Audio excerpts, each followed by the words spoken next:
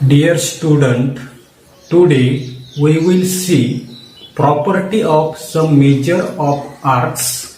विद्यार्थी मित्रांनो, आज आपण त्या ठिकाणी कंसांच्या मापांच्या बेरजेचा असणारा जो काही गुणधर्म जो आहे तर तो गुणधर्म त्या ठिकाणी पाहणार. पहा त्या ठिकाणी जी आकृती जी आहे तर त्या आकृतीच्या बाबतीमध्ये पहा कोणकोणते पॉइंट्स आहेत की point A B C D E are concyclic, की आकृतीमध्ये A B C D E हे जे काही एकाच वर्तुळाचे असणारे जे काही बिंदू जे आहेत तर ते बिंदू त्या ठिकाणी आहेत. With these points many arcs are formed. या ठिकाणी हे जे काही बिंदू जे आहेत तर त्या बिंदूंमुळे काय झालेले अनेक अशा प्रकारचे कंस जे आहेत तर ते कंस त्या ठिकाणी तयार झाले. आता याच्यापैकी आपल्याला काय करायचंय की there is one and only one common point to see to the arc ABC. या ठिकाणी एबीसी हा जो काय आर्क जो आहे या एबीसी आर्कच्या बाबतीपैकी बरोबर एबीसी हा एक आर्क आणि दुसरा असणारा जो काय आर्क जो आहे तर तो दुसरा आर्क आहे सीडीई. या दोन्ही कंसांचा जर आपण त्या ठिकाणी जर विचार जर केला पुन्हा एकदा की कंस एबीसी आणि कंस सीडीई हे जे काही दोन कंस आहेत तर त्या दोन कंसापैकी सी हा काय दिसतोय एक आणि एकच अशा प्रकारचा सामायिक असणारा जो काही बिंदू जो आहे तर तो बिंदू काय आहे दोन्ही कंसांना त्या ठिकाणी कसा आहे तर त्या ठिकाणी सामायिक आहे. आणि म्हणून त्या ठिकाणी पहा की so measure of arc A B C is the काय सांगता येतं आपल्याला ए सी ई टोटल याचं आपल्याला माप काढायचंय का लिहितो या ठिकाणी. So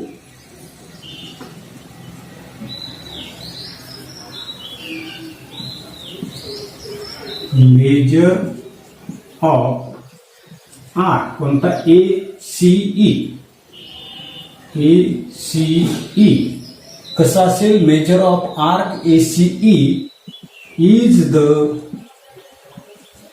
some of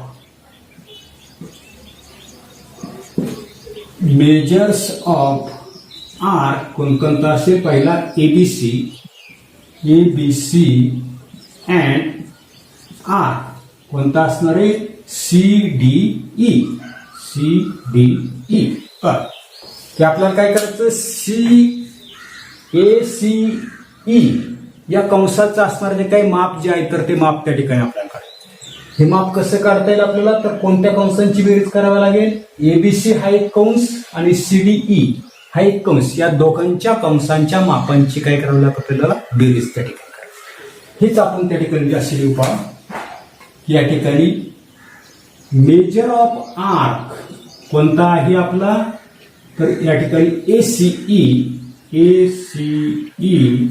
is equal to measure of arc A B C आधी मेजर ऑफ आर्क सीडीई असं त्या ठिकाणी आपल्याला काढायचं बरोबर. But arc ABC and arc BC ही have many points in common. तर या ठिकाणी आपल्याला आर्क एबीसी घेतली आणि दुसरी कोणती सांगितली आपल्याला बीसीई असे जर आपण त्या ठिकाणी कंस जर घेतले तर आपल्याला लक्षात येतं नसतं की या दोन कंसामध्ये एकापेक्षा अधिक बिंदू त्या ठिकाणी सामायिक आहे आणि म्हणून आपल्याला त्या ठिकाणी काय सांगता येईल so measure of arc ABE so measure of arc ABE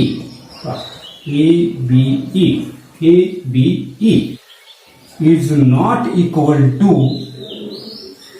measure of arc ABC plus measure of arc BCE.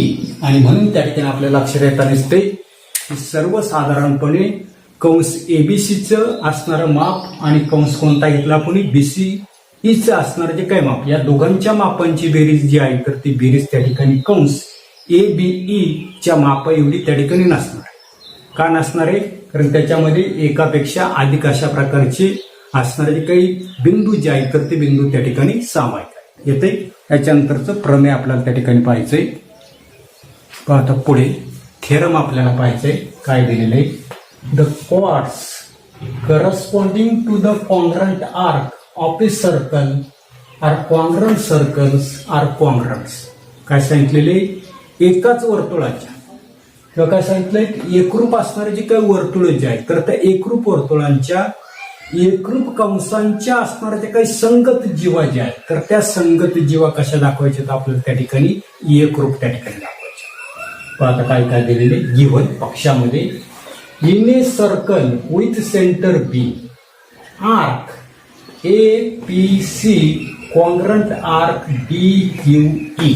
आता या ठिकाणी या ज्या काही आर्क जे आहेत तर या आर्क आपल्याला कशा दिलेल्या आहे, कॉन्ग्रंट दिले. म्हणजे केंद्र बी असलेले जे काही वर्तुळ जे आहे तर त्या वर्तुळामध्ये कंस ए बी सी आणि कंस डी क्यू ई हे दोन्ही कंस कसे दिलेले एकरूप आपल्याला त्या ठिकाणी दिलेले आहे. टू प्रूव्ह, काय सिद्ध करायचंय की chord AC congruent chord D.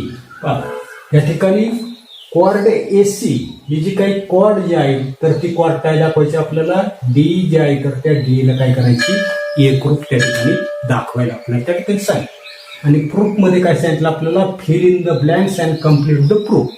या ठिकाणी रिकाम्या जागा ज्या आहेत तर त्या रिकाम्या जागा भरून आपल्याला सिद्धता जी आहे तर ती सिद्धता त्या ठिकाणी द्यायची.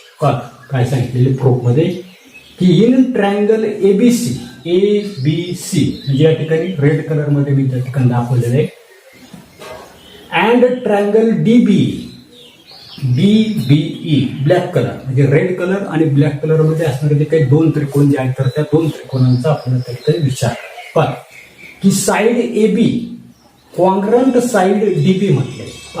कोणती की congruent side A B congruent side DB, जी ही आणि ही बाजू कशी आहे तर त्या ठिकाणी कॉन्ग्रंट आहे.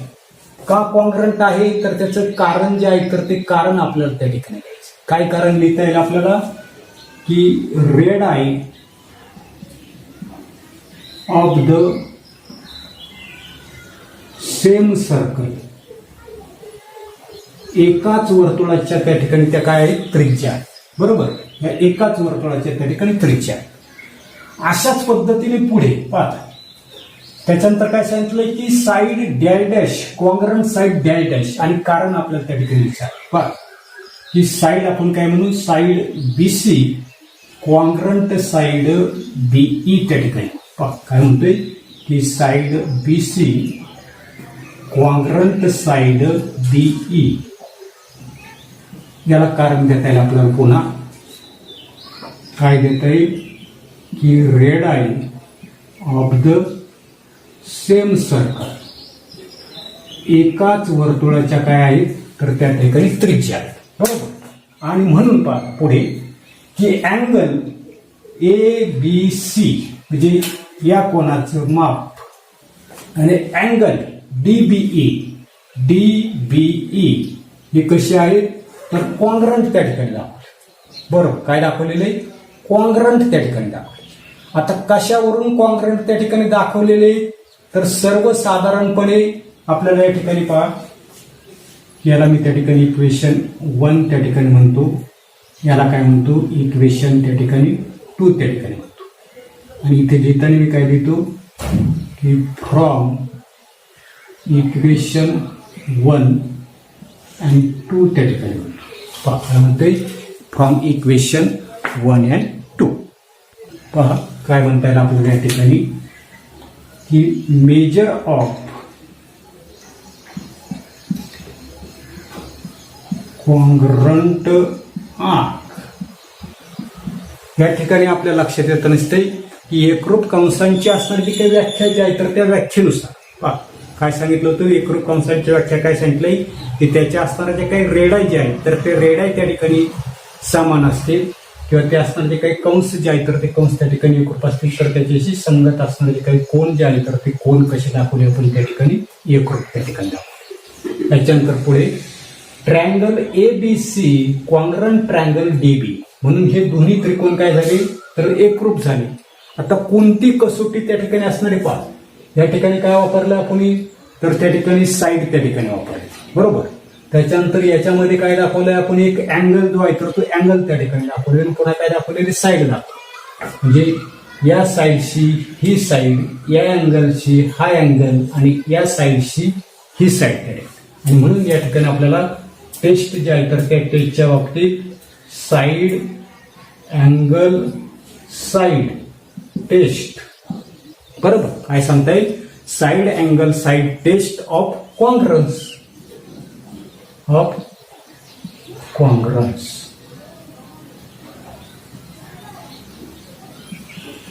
कॉन्ग्रन्स या ठिकाणी बा को बा एकरूपतेची असणारी काही कसोटी जी आहे तर त्या कसोटीनुसार हे दोन्ही असणारे काही त्रिकोण जे आहे तर ते त्रिकोण कसे दाखवतील आपल्याला त्या ठिकाणी एकरूप त्या ठिकाणी. त्याच्यानंतर पुढे काय म्हटलेलं आहे, क्वार्ड एसी, कॉन्ग्रंट क्वार्ड काय असणार आहे तर त्या ठिकाणी डी. आता का असणार आहे तर आपल्याला माहिती की दोन त्रिकोण जर त्या ठिकाणी एकरूप असतील तर एकरूप त्रिकोणाच्या संगत भुजा ज्या आहेत तर त्या कशा असतात, एकरूप त्या ठिकाणी असतात. म्हणून या ठिकाणी आपल्याला कारण लिहिता येईल की कॉन्ग्रंट साइड्स ऑफ, काय सांगता येईल, कॉन्ग्रंट ट्रँगल. काय सांगता येईल, congruent sides of congruent triangle. एकरूप त्रिकोण जे आहे तर त्या एकरूप त्रिकोणाच्या संगत भुजा ज्या आहेत तर त्या संगत भुजा कशा दाखवतात आपल्याला त्या ठिकाणी एकरूप असतात. आणि म्हणून या ठिकाणी या असणारी जी काही जीवा जी आहे तर त्या जीवेशी ही जीवा जी आहे तर ती एकरूप असते. म्हणजे एकाच वर्तुळाच्या एकरूप कंसाच्या संगत जीवा कशा असतात तर त्या ठिकाणी एकरूप असतात. याच्यानंतरचा पुढचा थेरम आपल्याला त्या ठिकाणी पाहायचा आहे. आता पुढचा थेरम आपल्याला पाहायचा आहे की corresponding arc of congruent chords of a circle R congruent circles are congruent. काय सांगितले की एकाच वर्तुळाच्या एकरूप जीवांचे असणारे ते काही संगत कोण जे आहे तर ते संगत कोण कसे दाखवायचे तर आपल्याला त्या ठिकाणी एकरूप त्या ठिकाणी दाखवायचे. आता या ठिकाणी असणारे काही डायग्रॅम जे आहे तर त्या डायग्रॅम मध्ये आपल्याला त्या ठिकाणी दिलेलं जे काही गिव्हन असेल तर ते गिव्हन आपल्याला त्या ठिकाणी लिहायचे. गिव्हन मध्ये काय काय दिलेले गिव्हन. आता गिव्हन मध्ये काय काय दिले, पहिलं एक आकडा आपल्याला त्या ठिकाणी सांगते. काय सांगता येईल, ए circle with centre, A circle with centre. कोणता सेंटर दिसतोय तर ओ, बरोबर. त्याच्यानंतरचा दुसरा आकडा आपल्याला दिलेला आहे, क्वाड दिलेला आहे. कोणकोणत्या क्वाड दिलेले आहे तर quad A B, congruent quad कोणती आहे सी डी. ज्या काही क्वार्ड जे आहेत तर या दोन्ही क्वार्ड कशा दिलेल्या आहेत तर आपल्याला त्या ठिकाणी कॉन्ग्रंट त्या ठिकाणी, बरोबर. त्याच्यानंतर काय प्रूव्ह करायचंय पहा, टू प्रूव्ह काय सिद्ध करायचे आपल्याला तर असणाऱ्या ज्या काही आर्क जे आहे, पाच आर्क, ही आर्क कोणती आर्क आहे A M B, arc A M B congruent arc कोणती आहे C N D, C N D कसे दाखवायचे तर आपल्याला एकरूप दाखव. याच्यासाठी आपल्याला काही कन्स्ट्रक्शन जे आहे तर ती कन्स्ट्रक्शन त्या ठिकाणी करावी लागेल, रचना त्या ठिकाणी करावी लागेल. आता कन्स्ट्रक्शन मध्ये काय काय करायचं आपल्याला की पहिल्यांदा ड्रॉ सेगमेंट हा O1 काढायचा, त्याच्यानंतर सेगमेंट OB1 काढायचा आहे, पुढे सेगमेंट OC1 काढायचा आहे अँड सेगमेंट OD. अशा पद्धतीचे असणारे काही सेगमेंट जे आहे तर ते सेगमेंट काय करायचे तर आपल्याला त्या ठिकाणी ड्रॉ करून घ्यायचे. आता मी ड्रॉ करतो एक एक सेगमेंट. आता पहिल्यांदा मी OB काढते त्या ठिकाणी अशा तुटक अक्षराने मी दाखवते. हा एक सेगमेंट काढला. त्याच्यानंतर AO एक सेगमेंट काढायचा आपल्याला. ॲट ए टाइम मी दोन्ही सेगमेंट त्या ठिकाणी काढून टाकते. AO एक काढला, त्याच्यानंतर OD एक काढून टाकतो लगेच OD, आणि दुसरा कोणता करायचा आपल्याला, एक OC एक करायचा.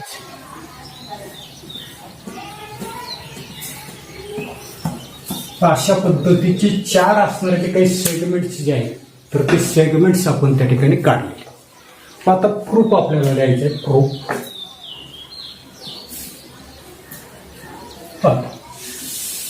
या 2 त्रिकोणाचा विचार करा की triangle AOB and triangle COD कोणकोणते, तर इन ट्रायंगल AOB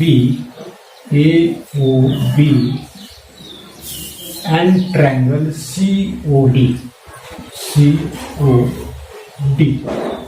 पण या त्रिकोणांचा आपल्याला विचार करायचा. काय काय दाखवते की सेगमेंट OA आणि सेगमेंट OC कॉन्ग्रंट असणार. एक एक दाखवतो मी की सेगमेंट AO आणि सेगमेंट OC. पहिला आकडा या ठिकाणी लिहितो मी की segment AO congruent segment OC, कारण आपण म्हणणार आहे रेडाय ऑफ द सेम सर्कल. अशाच पद्धतीने पुढे की सेगमेंट OB हा सेगमेंट OB आणि सेगमेंट OD कसा दाखवता येईल आपल्याला त्या ठिकाणी, कॉन्ग्रंट त्या ठिकाणी दाखवता येईल. तुम्ही की segment OB congruent segment OD, बरोबर. या दोघांनाही एकच कारण आपण देणार आहे की रेडाय ऑफ द सेम सर्कल. काय म्हणणार आहे, रेडाय ऑफ द सेम सर्कल. एकाच वर्तुळाच्या त्या ठिकाणी काय आहे तर त्या त्रिज्या, बरोबर. त्याच्यानंतर प्रश्नामध्ये गिव्हन मध्ये काय दिलेलं आपल्याला की गिव्हन मध्ये या ठिकाणी काय दिलेलं गिव्हन मध्ये की कॉर्ड AB कॉन्ग्रंट कॉर्ड काय दिलेले CD, हे आपल्याला गिव्हन जे आहे तर त्या गिव्हन मध्ये दिले. AB कॉन्ग्रंट कशाचे आहे, CDC करते, बरोबर. आणि म्हणून या ठिकाणी हे 2 त्रिकोण आणि therefore triangle AOB congruent triangle COD, हे दोन्ही त्रिकोण कसे असणार, कॉन्ग्रंट असणार. आता कोणती टेस्ट या साईडची ही साईड दाखवली, या साईडची ही साईड दाखवली आणि या साईडची ही साईड, म्हणजे तिन्ही आपण त्या ठिकाणी साईड जे आहे तर त्या साईड त्या ठिकाणी दाखवले. म्हणून साईड टेस्ट ऑफ कॉन्ग्रन्स, हे जे काही 2 ट्रायंगल जे आहे तर ते 2 ट्रायंगल कशामुळे एकरूप असणार आहे, साईड टेस्ट ऑफ कॉन्ग्रन्स.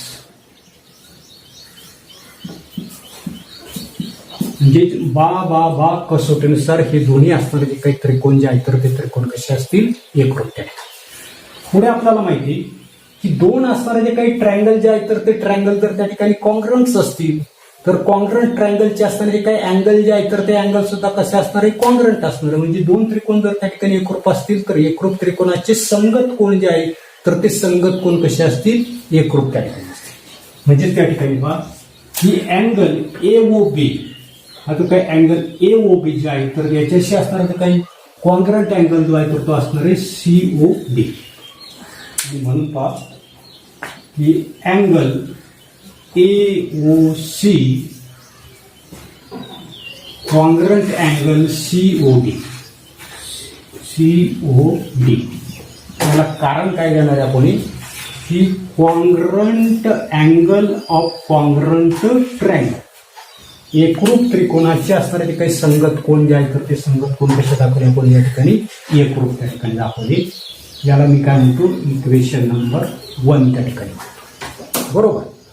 पुढे आता या ठिकाणी definition of the major of the minor arc किंवा definition of the major of the minor arc त्या ठिकाणी आपल्याला काय लिहायचे की मेजर ऑफ आर्क कोणता, तर AMB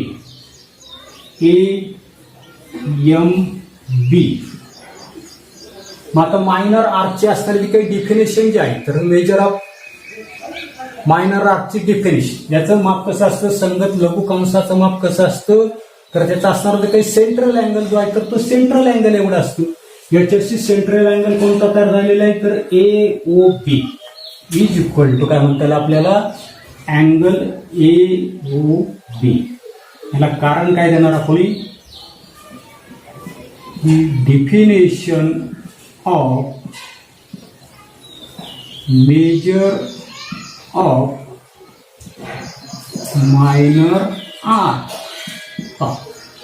ही लघु कंसाची असणारी जी काही मापाची असणारी काही व्याख्या जी आहे तर त्या व्याख्येनुसार ही त्या ठिकाणी असेल.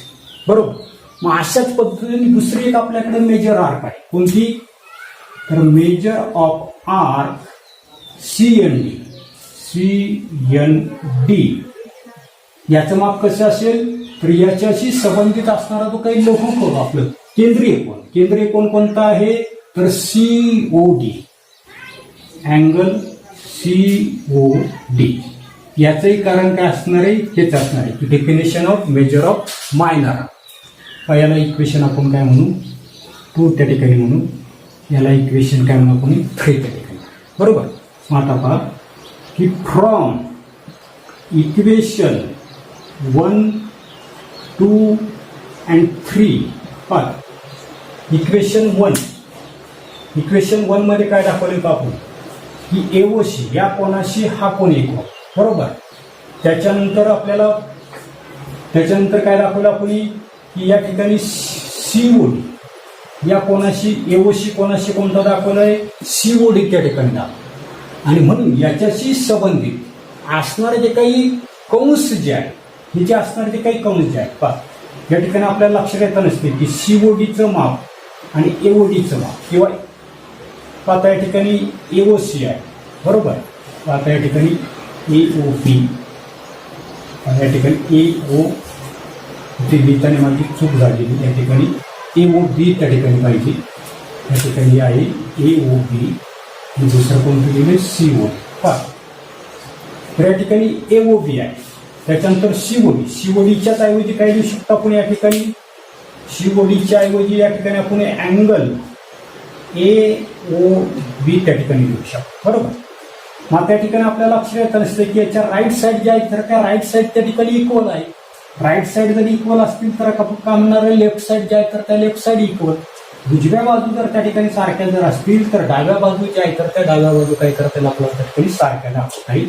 आणि म्हणून त्या ठिकाणी फ्रॉम इक्वेशन 1, 2, 3 काय लिहितो आपण AMB कॉन्ग्रंट म्हणून आपण कॉन्ग्रंट मेजर ऑफ आर्क कोणतं दाखवतं आपल्याला CND. आणि हे आपल्याला काय करायला सांगितलं होतं प्रूफ त्या ठिकाणी करायला सांगितलं होतं. त्या ठिकाणी याचं मेजर जे आहे तर ते मेजर त्या ठिकाणी सारखं आहे. याचाच अर्थ काय की आर्क AMB कॉन्ग्रंट काय म्हणता येईल त्या ठिकाणी मेजर आपल्याला नको येईल आर्क काय म्हणता येईल CND असं आपल्याला काय करता येईल त्या पद्धतीने सिद्ध करा येते. आता याच्यावर आधारित असणारे जे काही एक प्रॉब्लेम सेट जो आहे तर तो प्रॉब्लेम सेट आपण पुढील व्हिडिओमध्ये त्या ठिकाणी पाहणार आहोत. धन्यवाद.